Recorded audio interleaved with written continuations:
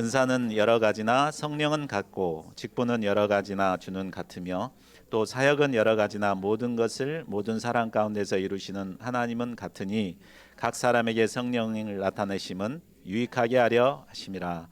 고마우신 하나님, 참 저희들을 죄 가운데서 구원하시고 내버려 두지 않으시고 성령을 저희 가운데 허락해 주신 것을 감사합니다. 저희 안에 내주하시는 성령님께서는 저희들에게 필요한 은사를 주시고 주님의 몸된 교회를 세워갈 수 있도록 인도하시는 것을 깨닫습니다. 오늘 본문 말씀을 통해서 참 성령께서 이루어 가시는 이 역사를 저희가 깊이 배울 수 있도록 도와주시고 그리스도의 몸된 교회를 세워나가는 저희들이 될 수 있도록 도와주시옵소서. 이 시간 성령께서 저희들의 심령 가운데 깨달음의 은혜를 충만하게 허락해 주시기를 기도합니다. 감사하고 모든 말씀을 주 예수 그리스도 이름으로 기도하였습니다. 아멘. 고린도 교회의 특징은 우리가 1장에서 살펴봤는데 그들은 언변이 아주 뛰어났습니다. 그리고 지식이 풍부했습니다. 또한 성령의 은사가 부족함 없이 풍성하고 또 모두 예수님의 재림을 소망하고 있었습니다. 자, 이 점만 보면은 정말 고린도 교회는 모두가 본받아야 할 모범적인 교회처럼 보입니다. 그러나 실제로는 다른 어느 교회보다도 많은 문제를 안고 있었습니다. 사도 바울은 고린도 전서를 통해 그들의 문제들을 하나하나 줄추어가며 말씀으로 도와주었습니다. 지난주 말씀에서는 예배의 질서에 대해서 또 성도들과의 나눔의 문제를 도와주었습니다. 이제 후반부에 들어서면서 바울은 이제 그들의 영적인 문제를 돕고자 합니다. 고린도 교회에 많은 문제가 있었지만 근본적인 문제는 그들이 하나님께서 세우신 교회를 영적인 눈으로 보지 못하고 인간적인 눈으로 판단했던 것입니다. 그랬기 때문에 분파와 갈등이 생기고 또 수많은 문제가 생겨난 것입니다.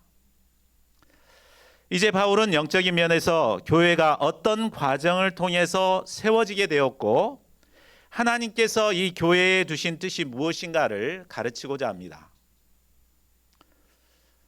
교회 안에서 일어나는 모든 갈등을 깊이 들여다보면 대부분 인간적인 생각에서 비롯된 경우가 많습니다.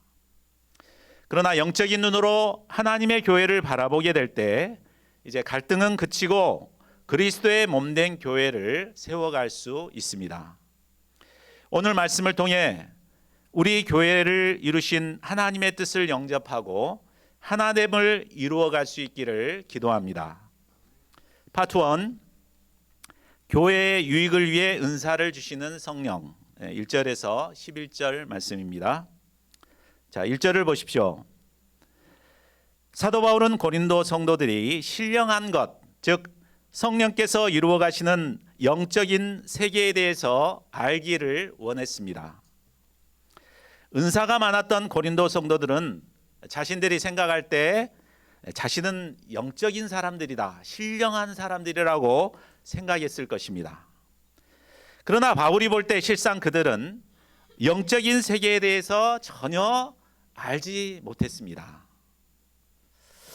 바울은 먼저 성령께서 가장 기본적으로 하시는 일이 무엇인가를 가르쳐 줍니다. 2절과 3절을 보십시오. 자, 그들이 과거 이방인으로 있을 때 말 못하는 우상에게로 끄는 그대로 끌려다니는 삶을 살았습니다. 이런 그들이 어떻게 구원을 얻고 하나님의 백성들이 되었습니까? 우리 3절 말씀을 같이 읽겠습니다. 시작. 그러므로 내가 너에게 알리노니 하나님의 영으로 말하는 자는 누구든지 예수를 저주할 자라 하지 아니하고 또 성령으로 아니하고는 누구든지 예수를 주시라 할 수 없느니라. 과거 우상 숭배자였던 그들이 구원을 얻고 하나님의 자녀가 된 것은 전적으로 하나님의 영이신 성령께서 하신 일이었습니다. 자, 마태복음 16장 15절에서 17절을 보면 예수님께서 제자들에게 너희는 나를 누구라 하느냐라고 물으시는 장면이 나옵니다. 이때 시몬 베드로가 대답합니다. 주는 그리스도시요 살아계신 하나님의 아들이시니이다. 이렇게 말하자 예수님께서 말씀하십니다. 바요나 시몬아, 내가 복이 있도다.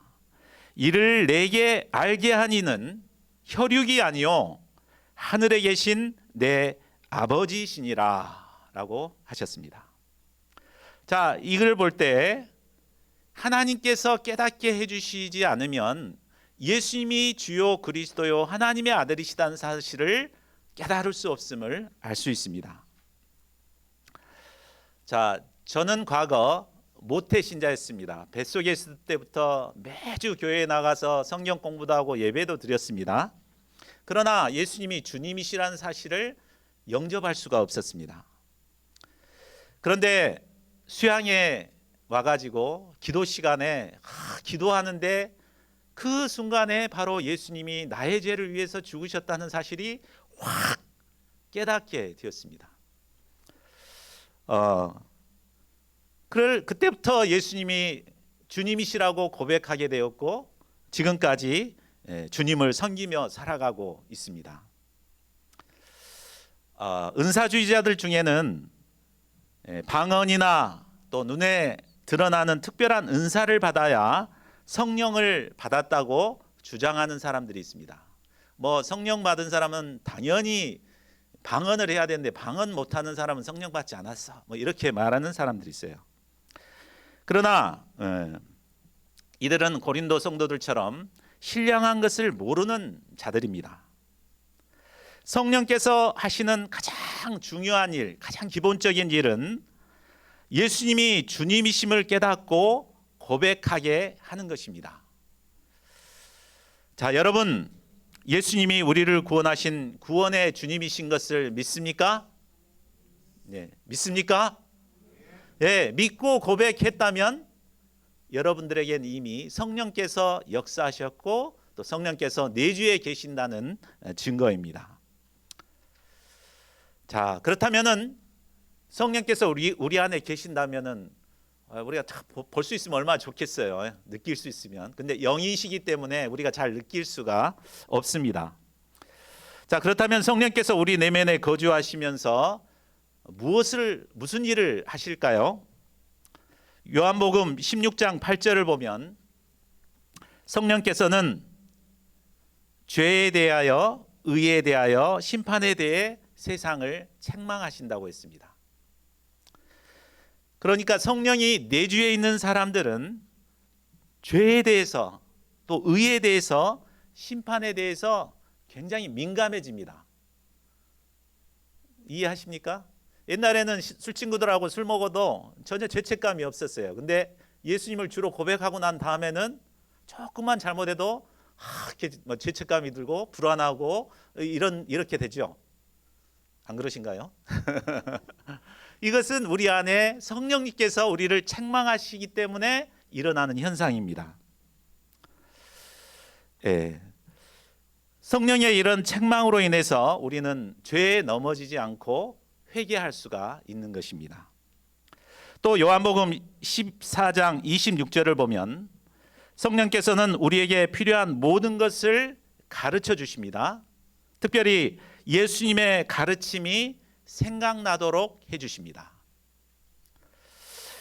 살다 보면 무엇이 주님의 뜻인지 몰라 고민할 때가 있습니다. 그렇죠? 예수님 당장 나와서 막 이렇게 말 좀 해주시면 따라갈 텐데 전혀 그렇지도 않고 이게 어떤 게 하나님의 뜻인가 막 고민할 때가 있죠.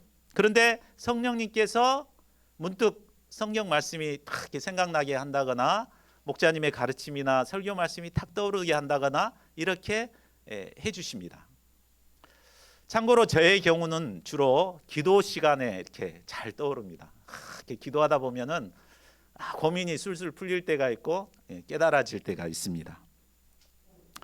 또 로마서 8장 26절을 보면 우리 안에 내주하시는 성령님은 연약한 우리를 도와주십니다. 또 기도하고 싶지만 막 기도하지 못할 때가 있잖아요. 그럴 때는 우리를 대신해서 말할 수 없는 탄식으로 우리를 위해 친히 간구하십니다. 그러니까 이 성령께서 우리 안에 거주하면서 이런 일들을 하고 계신 것이에요. 이런 성령님이 우리와 함께 계시기 때문에 우리는 죄악된 세상을 이기고 거룩한 하나님의 백성으로 살아갈 수 있습니다. 자, 바울은 이제 성령님이 행하시는 또 중요한 한 가지 핵심 사역을 소개합니다. 그것은 믿는 자에게 은사를 주시는 것입니다. 자, 4절에서 6절까지를 같이 읽어보겠습니다. 시작. 은사는 여러 가지나 성령은 같고 직분은 여러 가지나 주는 같으며 또 사역은 여러 가지나 모든 것을 모든 사람 가운데서 이루시는 하나님은 같으니. 자, 이 말씀은 성령께서 주시는 이 다양한 은사가 교회 안에서 어떻게 이루어지는가를 설명해 주는 내용입니다. 성령이 주시는 은사는 다양하게 나타납니다. 그러나 성령은 같습니다. 그리고 직분이 뭡니까? 성령을 받은 그 은사를 가지고 일하게 되는 직분을 말합니다. 이 직분을 주신 주 예수 그리스도도 같습니다. 그리고 직분을 맡아 일할 때 나타나는 사역은 다양하게 나타나지만 또 그들 가운데서 이루어지는 하나님은 같습니다. 이 말은 교회 안에서 이루어지는 일들은 다양하게 나타나지만 모든 것은 이처럼 성부, 성자, 성령의 삼위일체 하나님께서 주관해 가신다는 말씀입니다. 자, 그러므로 우리는 교회 안에서 일어나는 그 일 자체나 사람들에 얽매여서는 안 됩니다. 우리가 신령한 사람이라면 성령께서, 예수님께서, 하나님께서 어떻게 인도해 가시는가, 이것을 바라볼 수 있어야 합니다. 자, 7절 말씀도 함께 읽겠습니다. 시작. 각 사람에게 성령을 나타내심은 유익하게 하려 하심이라. 자, 이 말씀은 성령께서 각 사람에게 은사를 주셔서 교회를 세우게 된 목적이 무엇인가를 말씀하고 있습니다. 자, 성령께서 은사를 주신 목적이 뭐라고 그랬습니까? 유익하게 하기 위함입니다. 자, 교회를 유익하게 하기 위해서 성령께서는 은사를 주십니다. 이렇게 보면은 누군가가 막 나는 어디 가서 큰 은사를 받았어 이렇게 와가지고 교회 안에서 분란을 일으키거나 막 이렇게 이간질을 시키거나 이렇게 하면은 그 사람은 정말 성령의 은사를 받은 사람일까요? 아닐 경우가 거의 99%입니다. 왜냐하면 성령님은 교회에 유익을 주시기 위해서 우리에게 은사를 주시기 때문입니다. 성령께서는 교회의 유익을 위해 각 사람에게 은사를 주십니다. 그러므로 성령으로부터 은사를 받은 성도들은 이 은사를 어떻게 써야 될까요? 내 유익을 위해서, 내 광을 내기 위해서 쓴 것이 아니라 교회의 유익을 위해서 사용해야 합니다. 자, 그렇다면 성령께서 주시는 은사는 구체적으로 어떤 것이 있을까요? 8절을 보십시오. 첫째는 지혜의 말씀, 지식의 말씀의 은사입니다. 자, 이 둘은 좀 비슷해 보이지만 차이가 있습니다. 지혜의 말씀은 하나님의 말씀의 의미를 삶에 잘 적용해서 살아가게 하는 그런 지혜의 말씀의 은사입니다. 또 지식의 말씀은 하나님의 말씀을 정확하게 이해하고 또 다른 사람에게 설명해 줄 수 있는 은사입니다. 바울이 이 두 은사를 가장 먼저 소개한 것을 보면 성령께서 주시는 은사 중에 이 은사가 가장 으뜸이 되는 은사이기 때문인 것을 알 수 있습니다. 우리는 다른 어떤 은사보다도 이 지혜의 말씀의 은사, 또 지식의 말씀의 은사를 사모해야겠습니다. 자, 9절 10절을 보십시오. 다음으로 믿음의 은사가 있습니다. 이 믿음은 구원을 얻는 일반적인 믿음을 말하지 않습니다. 고난과 역경을 이겨내는 특별한 믿음을 말합니다. 이런 믿음은 내가 가져야 되겠다 하고 스스로 다짐한다고 생기는 게 아닙니다. 전혀 이렇게 생각지도 않았는데 성령께서 이렇게 믿음을 이렇게 주십니다. 이게 바로 성령의 은사입니다. 그 다음으로는 우리가 일반적으로 생각하는 은사들이 나열됩니다. 우리 최베드로 목사님이 사모하는 병 고치는 은사가 있습니다. 우리 사모님 고쳐주고 싶어가지고 또 어떤 사람에게는 능력 행함의 은사를 주십니다. 어떤 사람에게는 예언의 은사를 주십니다. 어떤 사람에게는 영들 분별하는 은사를 주십니다. 다른 사람들에게는 각종 방언의 은사, 또 어떤 사람에게는 방언을 통역하는 은사를 주십니다. 이런 은사만 있는 것이 아닙니다. 로마서 12장 6절에서 8절을 보면 다양한 은사가 또 나옵니다. 섬기는 은사, 이것도 은사인 것 같아요. 또 가르치는 은사, 위로하는 은사, 구제하는 은사, 다스리는 은사, 긍휼을 베푸는 은사, 다양한 은사를 우리에게 주십니다. 그런데 은사가 이처럼 다양하지만 인사가 이렇게 다양하게 되면 교회 안에 혼란이 있지는 않을까 염려가 됩니다.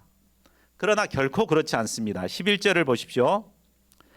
왜냐하면 이 모든 일은 같은 한 성령께서 행하사 그의 뜻대로 각 사람에게 주시기 때문입니다. 정말 필요한 사람에게 골고루 이렇게 다양하게 주시기 때문에 이렇게 혼란이 오지 않습니다. 그리고 그 목적은 아까 7절에서 보았듯이 교회의 유익을 주기 위함입니다. 저는 어떤 은사가 있는가? 저는 과거 놀기만 좋아하고 집중력이 없어서 책상에 앉아서 10분 이상을 공부해 본 적이 없었던 자입니다. 이런 저는 말씀을 연구하고 또 설교를 준비하는 목회자로서는 자질이 없는 자였습니다. 그런데 주님께서는 이런 저를 목회자로 부르셨고 성령께서는 이런 저에게 말씀의 은사를 주셨습니다. 그래서 말씀을 공부하고 이렇게 묵상하면은 얼마나 그 말씀이 단지 밤을 새서 묵상해도 전혀 피곤한 줄을 몰랐습니다. 이걸 보면은 분명히 하나님께서 성령께서 말씀과 지혜의 은사를 나에게 주셨구나, 이것을 깨닫게 됩니다. 자, 여러분은 성령으로부터 어떤 은사를 받은 것 같습니까?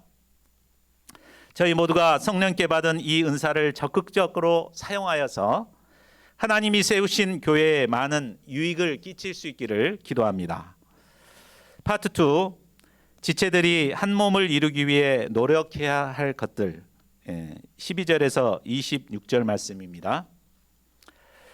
사도 바울은 이제 성령의 은사를 받은 성도들이 어떻게 교회에서 다양한 직분과 사역을 맡아서 섬겨야 하는가를 설명하고자 합니다. 이를 위해서 몸과 지체의 비유를 통해 재미있고 이해가 쉽게 설명해 줍니다. 12절을 보십시오. 몸은 하나인데 많은 지체가 있고 몸의 지체가 많으나 한 몸인과 같이 그리스도도 그러하니라. 우리가 몸은 하나입니다. 그러나 머리, 팔, 다리, 손, 코, 귀 등 여러 가지 다양한 지체가 있습니다. 이와 마찬가지로 그리스도의 몸된 교회도 여러 지체가 모여서 하나의 교회를 이루고 있습니다. 자, 그러면 서로 다른 지체는 어떻게 한 몸을 이룰 수 있을까요?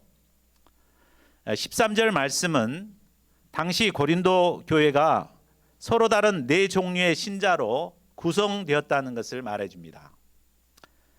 고린도 교회는 유대인들이 있었고 헬라인들이 있었습니다. 또 종이 있었고 자유인들도 있었습니다. 이처럼 다양한 그들이 어떻게 하나의 교회를 이룰 수 있습니까? 그것은 그들이 모두 한 성령으로 세례를 받았고 또 한 성령을 통해서 늘 이렇게 공급받기 때문에 하나를 이룰 수가 있는 것입니다. 저희 가족은 8남매입니다. 많죠? 그 중에는 또 쌍둥이도 있습니다. 그래서 근데 이난성 쌍둥이라서 생김새도 다르고 성격도 다 다릅니다. 그런데 한 부모의 자녀들이기 때문에 모두가 하나같이 똘똘 뭉쳐서 이렇게 하나가 되었습니다. 이와 마찬가지로 성도들 각각은 다 다르고 은사도 다 다릅니다. 그러나 모두가 한 성령으로 세례를 받았고 성령의 공급하심을 누리며 살아가기 때문에 하나가 될 수 있는 것입니다. 그렇다고 개개인의 노력이 필요 없다는 말은 결코 아닙니다. 성령 안에서 하나가 되기 위해서는 구성원들 하나하나가 힘써 노력해야 할 것들이 있습니다. 그것이 무엇입니까? 오늘 말씀을 통해서 한 5가지로 찾아봤는데 첫 번째는 비교의식을 갖지 않는 것입니다. 15, 16절을 보십시오. 사도 바울은 발이 손에게 느낄 수 있는 비교의식, 또 귀가 눈에게 느낄 수 있는 비교의식에 대해 말합니다. 발은 우리 몸의 맨 밑바닥에 있기 때문에 몸의 무게를 지탱하는 수고를 감당합니다. 발이 없으면 몸은 아무 데도 갈 수 없습니다. 발이 이처럼 중요한데 손과 비교해 보면 열등감에 빠질 수 있습니다. 손이 하는 일은 참으로 다양합니다. 생산적인 모든 일은 주로 손이 합니다. 손으로 글을 쓰고 타이핑을 하고 그림을 그립니다. 손으로 피아노를 치고 바이올린을 켭니다. 돈 버는 일은 모두 이 손이 감당을 합니다. 이 때문에 사람들은 손을 매우 귀히 여깁니다. 발이 이런 손을 보고 비교의식에 빠져 자신이 해야 할 일을 하지 못하게 되면 어떻게 되겠습니까? 출근도 하지 못해서 결국은 직장에서 잘리게 될 것입니다. 또 귀가 눈과 비교해서 컴플렉스에 빠질 수도 있습니다. 사람들은 눈을 소중하게 여깁니다. 그래서 눈이 나쁘면 안경을 쓰는데 이때 귀는 안경거리 역할만 할 뿐 눈의 도움은 받을 수 없습니다. 사람들은 눈을 아름답게 화장하고 꾸며주지만 귀는 그렇지 않습니다. 자, 이것에 상처를 받고 귀를 닫아버리면 어떻게 되겠습니까? 정보를 모두 차단해버리기 때문에 그 사람은 사람들 사이에서 바보 취급을 받게 될 것입니다. 그러므로 몸의 지체들은 다른 지체와 비교의식에 빠져서는 안 됩니다. 비교하는 데 에너지를 쏟는 대신에 자신의 은사를 살려서 자기가 맡은 역할을 힘써 감당해야 합니다. 이처럼 모든 지체가 자신의 맡은 역할을 잘 감당할 때 그리스도의 몸된 교회가 바로 설 수 있게 됩니다.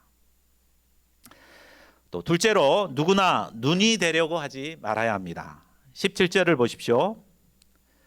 눈은 얼굴의 중심에 있고 또 사람을 만날 때 가장 먼저 마주치는 것이 눈입니다.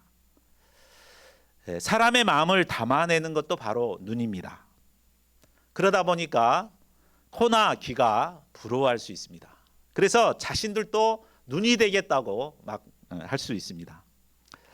그러나 귀나 코가 모두 눈이 돼버리면 어떻게 되겠습니까? 듣는 곳이나 냄새 맡는 곳은 없고 눈만 있는 괴물이 되어버릴 것입니다. 18절에서 20절까지를 보십시오. 그러나 이제 하나님께서 그 원하시는 대로 지체를 각각 몸에 두셨습니다. 만일 다 한 지체이면 몸은 존재할 수 없게 됩니다. 그래서 하나님은 주권적으로 많은 지체를 통해 하나의 몸을 이루게 하십니다. 그러므로 각각의 지체들은 하나님이 주신 주권을 영접하고 자신이 받은 은사와 직분을 감사히 여겨야 합니다. 자신이 감당해야 할 지체로서의 역할을 충성스럽게 감당할 때 그리스도의 몸인 교회는 바로 설 수 있게 됩니다. 셋째로, 교만에 빠져 다른 지체를 무시하지 말아야 합니다. 21절을 보십시오.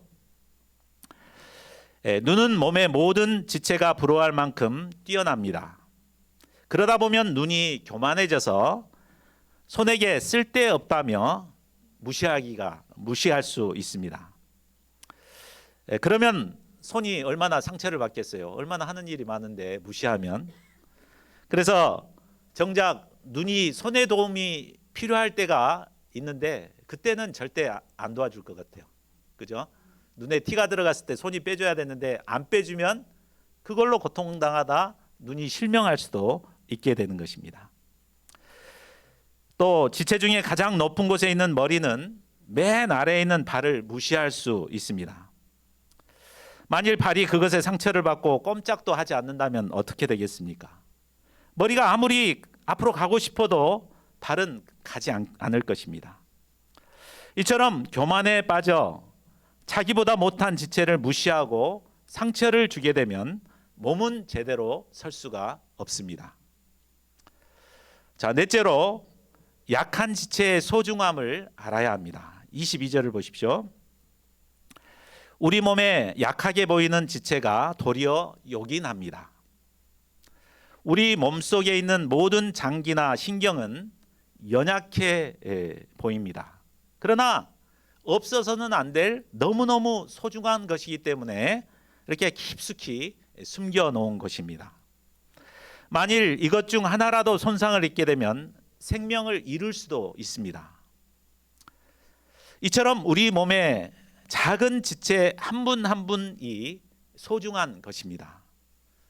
저는 이렇게 앞에 나와서 말씀을 전할 때 매일 나오던 한 사람이 안 나와버리면 저 사람 어디 갔을까? 무슨 일 있나? 이것에 신경이 쓰여가지고 막 말씀에 집중이 잘 안 됩니다. 네. 자, 그러니까 지금 한 사람이 굉장히 소중한 거예요. 자, 그러면 이처럼 소중하면서도 연약한 지체는 우리가 어떻게 도와야 할까요? 23, 24절을 보십시오. 우리 몸에 덜 귀히 여기는 그것들은 귀한 것들로 입혀주고 아름답지 못한 지체는 더욱 아름답게 치장해 주어야 합니다. 물론 아름다운 지체는 그럴 필요가 없습니다. 그 자체로 아름답기 때문에 치장해 줄 필요가 없죠. 그러나 소외되고 연약한 지체들은 이렇게 특별한 관심과 애정을 써서 돌봐줘야 합니다. 그렇게 할 때 연약한 지체들은 자존감을 덧입고 묵묵히 자기 자리를 지키게 될 것입니다. 이처럼 하나님께서는 부족한 지체들에게 종기를 다하사 서로 분쟁이 없게 하시고 서로 함께 돕는 그 지체의식을 가지고 돕는 한 몸이 되기를 원하십니다. 자, 마지막 다섯째입니다. 하나라는 지체의식을 가지고 함께하는 것입니다. 26절을 우리 같이 읽어볼까요? 시작. 만일 한 지체가 고통을 받으면 모든 지체가 함께 고통을 받고 한 지체가 영광을 얻으면 모든 지체가 함께 즐거워하느니라. 몸의 각 지체는 서로 유기적인 연관성을 가지고 있습니다. 만일 한 지체가 고통을 받으면 모든 지체도 고통을 받습니다. 반면에 한 지체가 영광을 얻으면 모든 지체도 함께 영광을 받습니다. 발가락 하나쯤은 별것이 아닌 것 같지만 어디 그렇던가요? 발가락 하나만 다치면 온 몸에 고통을 느끼고 걷기도 힘듭니다. 몸의 각 지체는 이처럼 서로 밀접하게 연결이 되어 있습니다. 그러므로 서로가 이런 지체의식을 가지고 서로 함께 하기를 힘써야 합니다. 기쁜 일이 있으면 함께 기뻐하고 또 슬픈 일이 있으면 함께 슬퍼하는 이런 나눔의 공동체가 되어야 합니다. 자, 이상을 통해 우리는 교회란 그리스도의 몸이요 또 우리는 그리스도의 몸을 이루는 지체임을 배웠습니다. 또한 우리가 그리스도의 몸인 교회를 바로 세워가기 위해서는 어떤 노력이 필요한가도 배웠습니다. 서로 비교하지 말고 높아지려고 하지 말고 또 다른 지체를 무시하지도 말아야겠습니다. 우리 중에 있는 약한 자를 소중하게 여기고 지체의식을 가지고 함께 돌보는 삶을 사는 것입니다. 그리할 때 그리스도의 몸된 교회가 바로 설 수 있는 것입니다. 저희 모두가 이런 노력을 통해 그리스도의 몸된 교회를 바로 세워갈 수 있기를 기도합니다. 파트 3, 이 땅에 교회를 세우신 하나님, 27절에서 31절입니다.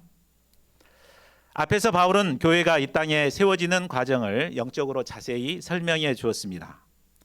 이제 바울은 하나님께서 이 땅의 교회를 어떻게 세우시는가를 설명해 줍니다. 다 함께 27절과 28절 상반절까지를 읽겠습니다. 시작. 너희는 그리스도의 몸이요 지체의 각 부분이라 하나님의 교회 중에 몇을 세우셨으니. 자, 우리 한 사람 한 사람은 그리스도의 몸이요 지체의 각 부분입니다. 그런데 실제 이 땅에 세워진 교회는 하나님이 세우신 사람들 통해서 운영이 됩니다. 그런데 바울은 교회의 일꾼을 세우신 분이 바로 하나님이심을 강조하고 있습니다. 하나님이 교회 중에 몇을 세우셨으니. 하나님이 세우셨다는 말은 하나님이 주권적으로 선택하여 세우셨다는 말입니다. 그러므로 선택을 받은 자는 하나님의 주권적인 부르심을 영접하고 맡겨 주신 사명을 두렵고 떨림으로 감당해야 합니다. 또한 성도들은 세움을 받은 자가 바로 하나님이 세우셨다는 것을 영접하고 그의 권위를 인정하고 동역해야 합니다. 자, 28절 하반절을 보십시오. 하나님께서는 이 땅에 교회를 세우시기 위해 구원받은 자 중에서 몇을 세우십니다. 첫째는 사도요, 둘째는 선지자요, 셋째는 교사요. 그 다음은 능력을 행하는 자요, 그 다음은 병 고치는 은사와 서로 돕는 것과 다스리는 것과 각종 방안을 말하는 것입니다.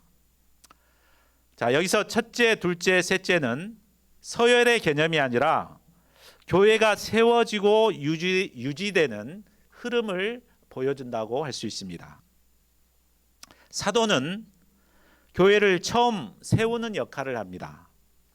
복음의 기초를 놓고 교회의 방향을 제시하고 그리스도가 누구신가 분명하게 제시하는 사람이 사도이죠.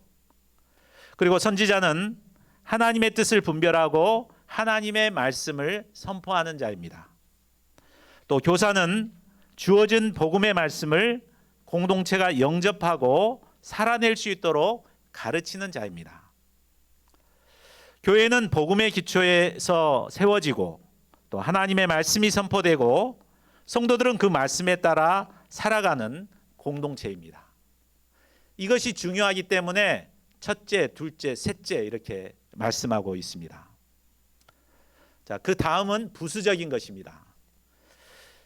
그 다음의 일들은 교회가 잘 유지되도록 돕는 사역입니다. 능력 행함과 병 고치는 은사는 현재의 문제 앞에 하나님의 살아계심을 믿고 극복해 가도록 돕는 사역입니다. 또 서로 돕는 것은 눈에 잘 드러나지는 않지만 공동체가 무너지지 않도록 서로 섬김으로 지탱해 주는 것을 말합니다. 다스리는 것은 배를 조종하는 것처럼 방향을 잡고 또 인도하고 조율하는 역할을 합니다. 바울은 마지막으로 각종 방언 말하는 것을 끼워 넣습니다. 자, 이것은 방언을 인정하면서도 교회의 핵심 사역은 아니라는 것을 밝히기 위해서 맨 나중에 넣어 놓은 것입니다. 자, 이처럼 하나님께서는 주권적으로 이 땅에 교회를 세우셨습니다. 자, 교회가 세워지고 운영되는 이면에는 이처럼 성부, 성자, 성령님이 열심히 일하셔서 세운 것입니다. 우리는 영적인 눈으로 이 교회를 바라보고 또 우리에게 주어진 직분과 사역을 충성스럽게 감당하는 자들이 되어야 합니다. 자, 우리가 충성스럽게 나의 직분을 감당하기 위해서 필요한 게 무엇일까요? 31절을 우리 같이 읽어보겠습니다. 시작. 너희는 더욱 큰 은사를 사모하라. 내가 또한 가장 좋은 길을 너에게 보이리라. 자, 더욱 큰 은사는 대부분 다음에 나온 13장에 나오는 사랑의 은사를 사랑의 은사다 이렇게 해석합니다. 물론 사랑의 은사가 큰 은사죠. 그런데 여기 더욱 큰 은사가 원문과 영어 성경에 보면 복수형으로 나와 있습니다. 그러니까 사랑의 은사뿐만이 아니라 자신이 사역하는데 정말 필요한 이런 은사를 크게 구하라는 것이죠. 정말 내가 섬김의 어떤 은사가 없다. 그러면 이 섬김의 은사를 달라고 막 기도하고, 내가 말씀을 내가 그 지혜 그죠? 그러니까 지식의 은사는 있는데 뭐 지혜의 은사는 없다. 그러면 그 은사를 이렇게 구하고 이렇게 하라는 말입니다. 그렇게 할 때 하나님께서 가장 좋은 길로 인도해 주실 것입니다. 자, 말씀을 맺겠습니다. 이상을 통해 우리는 하나님께서 이 땅에 어떻게 교회를 세우셨는가를 영적으로 살펴볼 수 있었습니다. 성령께서는 구원받은 성도들의 내면에 내주하시면서 각 사람에게 필요한 성령의 은사를 주셨습니다. 그리고 그 이유는 이 성령의 은사를 통해 교회에 유익을 주기 위함이었습니다. 성령께서 우리에게 주신 은사는 적극적으로 쓰지 않으면 금세 사장되어 버립니다. 우리는 성령께서 주신 이 은사를 귀히 여기고 교회의 유익을 위해 적극적으로 사용해야겠습니다. 뿐만 아니라 하나님께서는 우리를 그리스도의 지체로 삼으시고 그리스도의 몸인 교회를 섬기게 하셨습니다. 우리 교회는 작지만 다양한 구성원들로 모여 있습니다. 다양한 사람이 모여 있다는 건 그만큼 하나 되기가 어렵다는 의미이기도 합니다. 그러나 하나님께서는 이런 우리들이 그리스도 안에서 지체의식을 가지고 힘써 그리스도의 몸인 교회를 세워가길 원하십니다. 우리에게 두신 하나님의 뜻을 영접하고 힘써 하나님께서 기뻐하시는 교회의 공동체를 이루어가는 저희 모두가 되기를 간절히 기도합니다. 우리 요절 말씀 읽고 함께 기도하는 시간 갖겠습니다. 4절에서 7절 같이 읽습니다. 시작. 은사는 여러 가지나 성령은 같고 직분은 여러 가지나 주는 같으며 또 사역은 여러 가지나 모든 것을 모든 사람 가운데서 이루시는 하나님은 같으니 각 사람에게 성령을 나타내심은 유익하게 하려 하심이라.